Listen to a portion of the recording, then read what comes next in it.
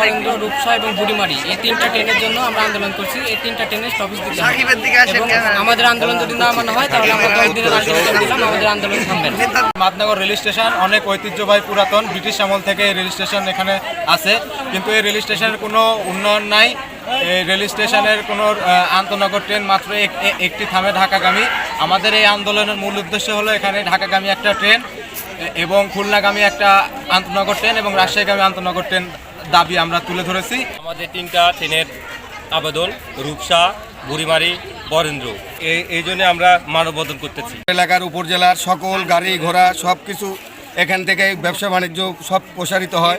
50 বছরের ওয়ারেন্টি আর বাহারি ডিজাইনের মোস্তফা ইউপিভিসি ডোর, কাটিয়ে দিন নিশ্চিন্তে 50 বছর। Mostafa uPVC door, excellence with durability. এখানে আমাদের 3টে ট্রেনের টপিস দিতে হবে এবং স্টেশন সংস্কার করতে হবে এবং এখানে স্টেশনের নিরাপত্তা দিতে হবে। এখানে ওই আপনার ডিজিটাল যে পয়েন্টটা এগুলা তৈরি করে দিতে হবে। স্টেশন উন্নয়নমূলক যেগুলো কাজকর্ম এগুলো করতে হবে, এগুলো আমাদের মাদনগরবাসীর প্রাণের দাবি। আন্তনগর, বরেন্দ্র, রূপসা এবং বুড়িমারি এক্সপ্রেস ট্রেনের যাত্রা বিরতির জন্য তারা একটা স্মারকলিপি আমার কাছে প্রদান করেছে।